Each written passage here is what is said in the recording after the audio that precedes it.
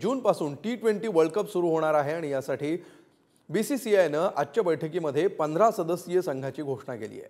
रोहित शर्मा कर्णधार पदाची धुरा सांभाळताना दिसेल। कशी असणार आहे टीम इंडिया पाहूया।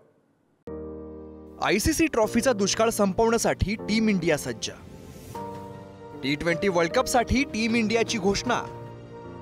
रोहित शर्मा करणार नेतृत्व, हार्दिक पांड्या उपकर्णधार, संजू सॅमसन, शिवम दुबे, चहललाही संधी।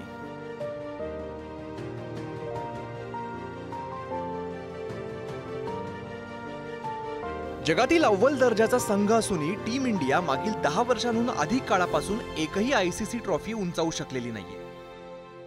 2013 मध्ये चॅम्पियन्स ट्रॉफी जिंकल्यानंतर आतापर्यंत कधी सेमीफायनल तर कधी फायनल मध्ये भारताला पराभव पत्करावा लागलाय।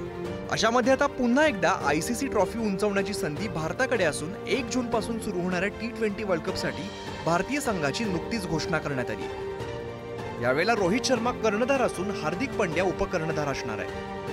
15 खेळाडूंच्या संघासह 4 राखीव खेळाडू अशा एकूण 19 खेळाडूंची नावं जाहीर केली आहेत। नेमका संघ कसा आहे ते पाहूया ग्राफिक्सच्या माध्यमातून। फलंदाज रोहित शर्मा, यशस्वी जयस्वाल, विराट कोहली, सूर्यकुमार यादव, यष्टीरक्षक ऋषभ पंत, संजू सॅमसन। अष्टपैलू खेळाडू हार्दिक पांड्या, शिवम दुबे, रवींद्र जडेजा, अक्षर पटेल।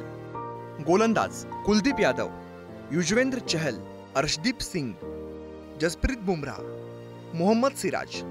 राखीव खेळाडू शुभमन गिल, रिंकू सिंह, आवेश खान, खलील अहमद।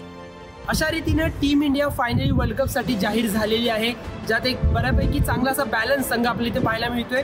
ज्यात सर्वात मोठा जो विकेट कीपरचा प्रश्न होता ते कोणं शेवटी BCCIने सोडवत KL राहुलला बसवत संजू सॅमसन आणि ऋषभ पंतला संधी दिली आहे। सोबतच चहल आणि कुलदीप यादव हे कुलच्याची जोडी पुन्हा एकदा मैदानावर येणार आहे। शमी इंजर्ड असल्यामुळे तो नाहीये, पण एकंदरीत हा संघ बऱ्यापैकी बॅलन्स दिसतोय आणि या संघाने वर्ल्ड कप जिंकून टीम इंडियाचा ICC ट्रॉफीचा दुष्काळ संपवा हे सर्व फॅन्सना वाटते। शशांक पाटील, पुढारी न्यूज, मुंबई।